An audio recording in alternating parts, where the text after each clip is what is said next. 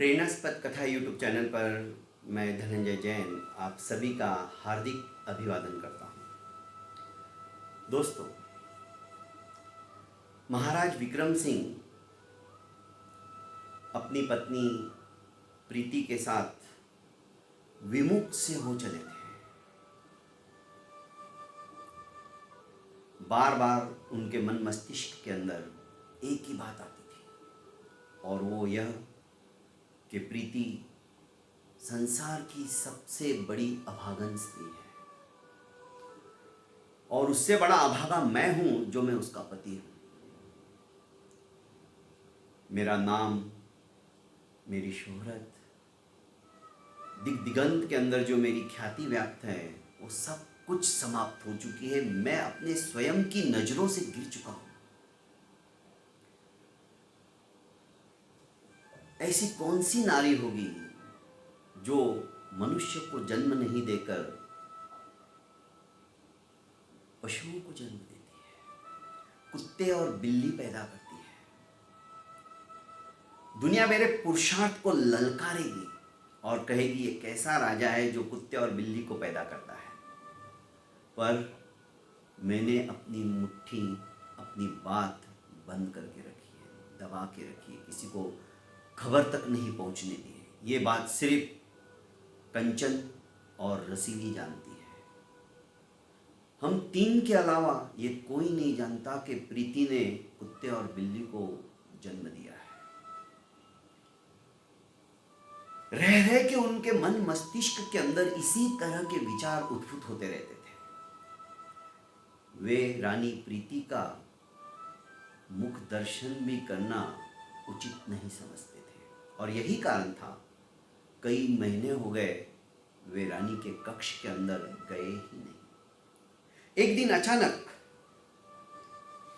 चतुरा, जो कि चतुर थी, रानी की अंतरंग दासी महाराज विक्रम सिंह के समक्ष आती है और सविनय प्रणिपात करते हुए कहती कि महाराज, अब चंद दिनों की मेहमान है आपकी अर्धांगिनी प्रीति, मेरी महारानी। यदि आपने उसकी साल संभाल नहीं की तो संभव है वे इस देह को विसर्जित कर दूसरे लोक में चली जाएगी। और इतना कहते ही चतुरा रो पड़ी। महाराज विक्रम सिंह ने कहा कि चतुरा, तुम रो क्यों रही हो? कि महाराज, अब मेरे से रानी का दुख सहा नहीं जाता, देखा नहीं जाता। आप कितने निष्ठुर हो गए हो। महाराज विक्रम सिंह कहते कि चतुरा, तुम भी जानती हो रानी मृत बच्चों को जन्म दे रही है। बच्चा पैदा होते ही मर जाता है, क्योंकि महाराज विक्रम सिंह को भी यही ज्ञात था कि चतुरा नहीं जानती है कि कुत्ते और बिल्ली को पैदा करती है। पर चतुरा तो चतुर थी, उसे सब कुछ पता था। रसीली और कंचन ने क्या क्या षड्यंत्र करके महाराज के वंशजों को गवाक्ष के नीचे फेंक दिया और उन राजकुमारों को सेवाराम अपने पुत्रों की तरह पाल रहा था। अब ये बात सिर्फ तीन लोग जानते थे, महाराज भी नहीं जानते थे, कंचन, रसीली और चतुरा। पर चतुरा की बात कोई नहीं जानता था जो वो जानती थी। कंचन और रसीली भी समझती थी कि हम दो के अलावा तो किसी को भनक भी नहीं है। ये बात हम दो के बीच में ही है। पर दोस्तों, कहावत है ना, दीवारों के भी कान होते हैं, और सही बात है। यहाँ तो साक्षात चतुरा ने अपने आंखों से देखा था। आखिर रोते रोते चतुरा कहती है कि महाराज, जो भी हुआ है उसमें रानी का कोई दोष नहीं है, उसके भाग्य है।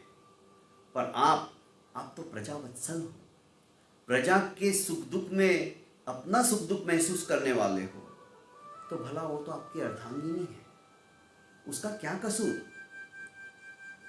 थोड़ा सा निमित्त मिलता है ना दोस्तों, हमारे जीवन के अंदर विचारों में भी परिवर्तन आने लगता है। हम जो विभाव में चले जाते हैं, स्वभाव में फिर से लौट आते हैं। उदाहरण के तौर पर मैं आपको बताऊं, जैसे बर्तन में पानी लेकर हम गैस के ऊपर रखते हैं उस बर्तन को, तो गैस की संगत से, गैस की उष्णता से धीरे धीरे धीरे धीरे पानी भी प्रतप्त हो जाता है, गर्म हो जाता है। कोई भी उसके अंदर अपना हाथ डालने की कोशिश नहीं करेगा, यदि करेगा तो उसका हाथ जल जाएगा, इतना तेज पानी गर्म हो जाता है, क्योंकि उसने अपने स्वभाव को छोड़कर अग्नि के साथ में संगत कर ली, फलस्वरूप वो विभाव दशा के अंदर चला गया।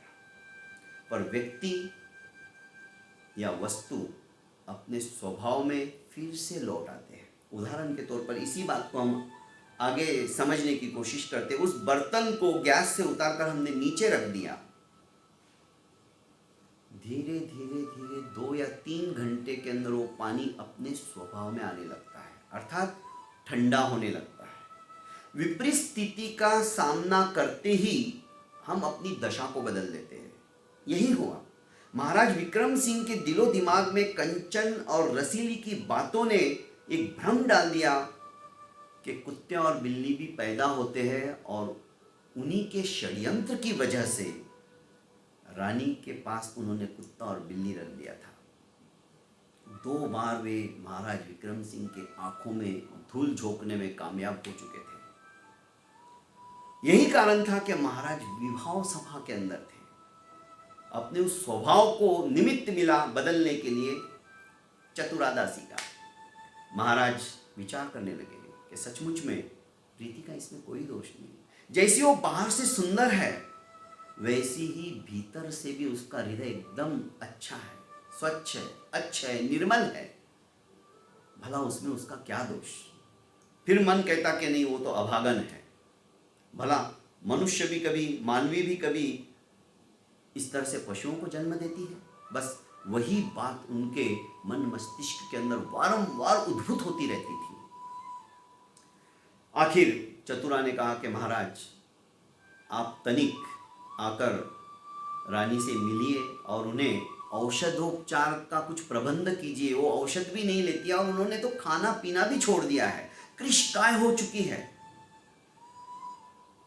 महाराज विक्रम सिंह दौड़े दौड़े रानी के कक्ष में आते हैं और देखते उसकी हालत, तो हड्डियों का ढांचा बन चुकी थी प्रीति।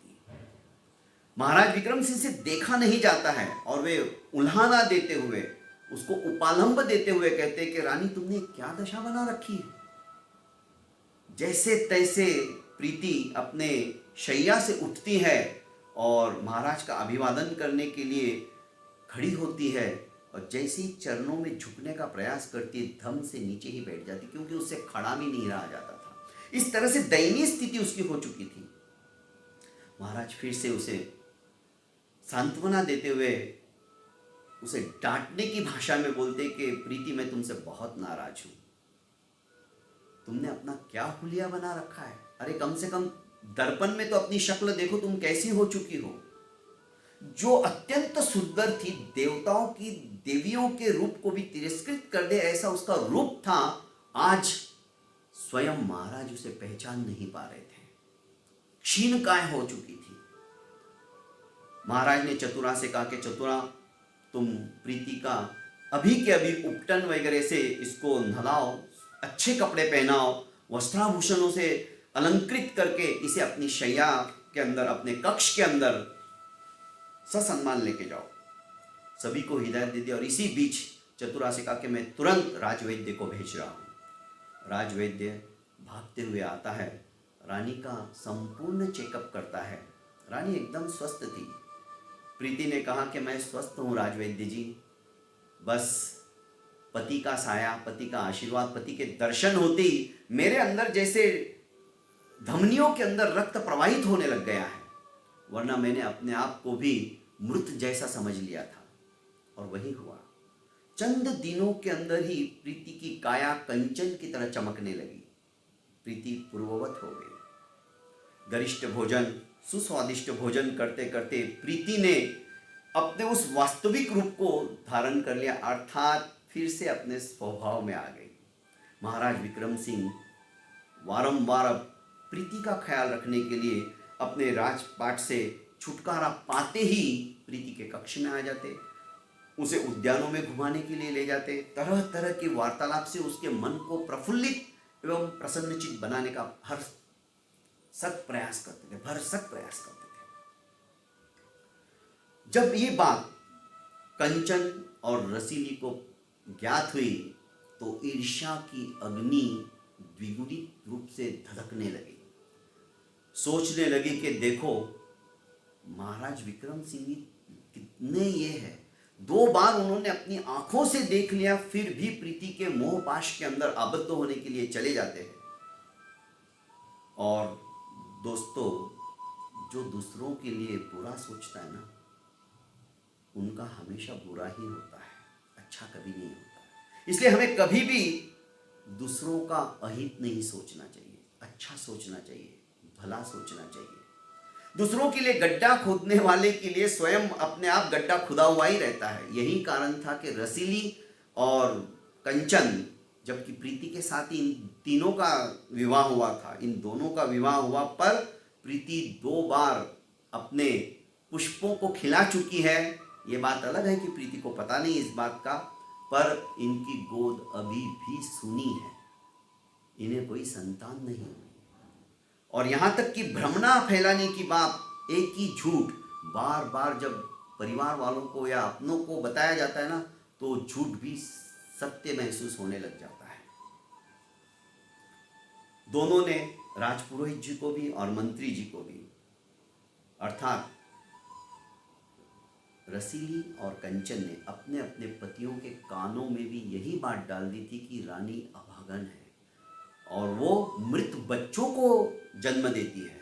उन्होंने कुत्ते बिल्ली का नाम उनके सामने भी नहीं रखा, बात छुपा के रखी, क्योंकि राजा की नजरों में भी वे महान बनना चाहती थी कि देखो हमने अपने पतियों को भी ये बात नहीं बताई। खैर, रानी फिर से अपने पति का प्यार पाते हुए अपने पुराने दुख के दिन विस्मृत सी करने लगी और रानी फिर से उदरस्त हो गई। अर्थात एक नया पुष्प का बीजों का बीजारोपण रानी के गर्भ के अंदर आ जाता है। महाराज विक्रम सिंह भी बहुत सजग हो गए थे और चतुरा तो अत्यंत दक्ष थी। वो सोचती थी कि इस बार मैं कोई गलती नहीं करूंगी, और वो भरसक विरोध भी करने लगी। जब इस तरह की वो कहानियां सुनाती तो चतुरा सबसे पहला विरोध करती कि मैं नहीं मानती, मानवी कभी भी इस तरह के पशुओं को जन्म नहीं दे सकती, वो मनुष्य को ही जन्म देती है। फिर ये अलग अलग उदाहरण, शास्त्रों के उदाहरण, हनुमान जी भी तो बंदर थे, क्या हमारे शास्त्र झूठे हैं? कुछ भी हो मैं नहीं मानती, तुम तुम्हारी जानो करके चतुरा बात को टाल देती थी। उनके पास तो एक शस्त्र था ना। पर महाराज विक्रम सिंह जी ने भी उन्हें मना कर दिया कि तुम इस तरह की बातें रानी के सामने मत किया करो। अब ज़्यादा संभल गई, अब कौन सी कहानियां सुनाए, जिससे कि पर अब पहले जैसी बात नहीं थी। किसी को भी आप 1 बार 2 बार बेवकूफ़ बना सकते हो, हर बार नहीं। यही सोचकर ये दोनों भी सजग एवं सावधान हो गई थी। अब सोचने लगी कि एन केन प्रकारेण अब हमें कुत्ते बिल्ली का सहारा नहीं लेना पड़ेगा, अब किसी मृत शिशु का ही, मृत बच्चे का ही सहारा लेना पड़ेगा। पर मृत बच्चा लाए कहाँ से? एक बार तो कंचन के मन में आया कि रानी के ही बच्चे का गला हम घोट दे और उसे ही मार दे। रसीली ने कहा कानों को हाथ लगाते हुए कि मैं ये पाप नहीं कर सकती।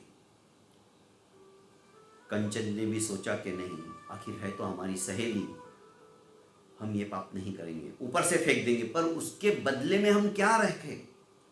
दूसरा बच्चा कहाँ लाए, मृत बच्चा कहाँ से लाए? आखिर दोस्तों कंचन ने कुछ ना कुछ प्लान बनाने के लिए रसीली से कहा कि तू तनिक 2-3 दिन रुक जा, अभी तो 9 महीने पूरे नहीं हुए हैं, जैसे ही समय आएगा उसके पहले कुछ ना कुछ रास्ता हम निकाल ही लेंगे। और जैसे जैसे दुष्चरित्र वाले लोग अपनी प्लानिंग करते हैं ना, उनकी सहायता के लिए भी कायनात कुछ ना कुछ प्रयास करने लग जाती। चाहे अच्छे या बुरे कर्म हम करें, हमारे साथ, हमारे आत्मविश्वास के साथ, हमारी सोच के साथ कायनात भी सपोर्ट करती है। इसलिए मैं हमेशा कहता हूँ दोस्तों कि अच्छे विचार करो, सब कुछ अच्छा होगा। हताश और निराश होने की जरूरत नहीं है। अरे अच्छे दिन नहीं रहे तो बुरे दिन भी नहीं रहने वाले हैं, पर हम बुरे दिन आते ही त्रस्त हो जाते हैं, दुखी हो जाते हैं, अपने आप का आपा खो बैठते हैं। दोस्तों ऐसा मत होने दो। धैर्य धारण करना बहुत बड़ी बात है और हमें यही सीखने को मिलता है। हमारे पूर्वजों ने यही सिखाया है, कैसी भी परिस्थिति क्यों ना आ जाए हम अपने धैर्य को नहीं छोड़ें। एक दिन रसीली अचानक बिना बोले कंचन के वहां पर चली जाती है और कंचन उसे देखते ही बोलती है, आज तो तूने सरप्राइज दिया, क्या बात है? अरे मैं तो सोच ही रही थी आज तेरे यहां आने का, पर अच्छा हुआ तू आ गई, क्योंकि आज मंत्री जी भी घर पे नहीं है। चुटकी लेते हुए रसीले ने कहा, तो मैं कौन सा मंत्री जी का काम पूरा कर देने वाली हूँ। उसने कहा, नहीं, आज हम आराम से प्लानिंग कर सकते हैं, घर में कोई नहीं है। रसीले ने कहा, क्या सोचा है तुमने? अरे सोचना क्या, मृत बच्चे के लिए मेरे मन में एक आइडिया आई है। मेरे यहाँ पे एक दासी है, वो अत्यंत क्रूर स्वभाव की है पर बहुत गरीब है। यदि उसे पैसों का लालच दिया ना तो शायद वो मान जाएगी। रसीली ने कहा कि देखो, अब तक बात हम दो के बीच में ही थी, यदि तीसरी को पता चल गया भांडा फूट जाएगा ना, हम कहीं की नहीं रहेगी। उसने कहा, तू चिंता मत कर। अपनी उस दासी को बुलाती है जो कि चांडाल वृत्ति की थी, चांडाल वंश की थी। उसे बुलाते ही उसके सामने 100 स्वर्ण मुद्राएं रख देती है और कहती है कि तुम्हें एक काम करना है, और वो काम यह है कि एक मृत बच्चे का प्रबंध करना है जब हम कहे तब। यदि तू तैयार है तो इसके अलावा 900 स्वर्ण मुद्राएं काम होने के बाद और मिलेगी। और एक बात है, ये बात तेरे, मेरे और रसीली के अलावा किसी ने जाननी नहीं चाहिए। यदि किसी को पता चला, भनक भी लगी, तो तेरे पूरे वंश का खात्मा समझ ले। रानी की बात सुनकर, मंत्री की पत्नी की बात सुनकर दासी कांप उठी और वो जानती थी कंचन खतरनाक औरत है, वो कुछ भी कर सकती है। वही हुआ। उसने बार बार उन स्वर्ण मुद्राओं की तरफ नजर डाली तो कंचन ने हौसला बढ़ाते हुए कहा कि डर मत, ऐसी नौबत कब आएगी, जब तू मुंह खोलेगी तभी आएगी ना। तू मुंह ही नहीं खोलेगी तो 900 और ये 100 1000 स्वर्ण मुद्राएं तुमने कभी जिंदगी में देखी है क्या? और सचमुच में उस दासी ने 1000 तो छोड़ो, 10 स्वर्ण मुद्राएं भी एक साथ नहीं देखी थी। उसके मन में लालच जागृत हो गया। लोभ चीज ऐसी है दोस्तों, लोभ पाप का बाप है, वो हर पाप करवा देता है हमसे। खैर, उनके षड्यंत्र के अंदर ये दासी भी शामिल हो जाती है। अब किस तरह से रानी प्रीति अपने उदरस्थ शिशु को जन्म देगी और किस तरह से ये मृत बच्चे को वहां पर रखेंगे। अब रानी के घर में लक्ष्मी आ रही है या फिर से राजकुमार पैदा हो रहा है, ये तो सुनने के पश्चात ही ज्ञात होगा हमें। दोस्तों आज के लिए इतना ही बहुत। फिर मिलेंगे कल इसी वक्त इसी समय, तब तक के लिए इजाज़त चाहता हूँ। और हाँ, अभी तक आपने मेरे इस YouTube चैनल को, जो कि प्रेरणास्पद चैनल है, इसे लाइक एवं सब्सक्राइब नहीं किया है तो लाइक एवं सब्सक्राइब कीजिए और ज़्यादा से ज़्यादा अपनों को फॉरवर्ड कीजिए। बहुत बहुत धन्यवाद।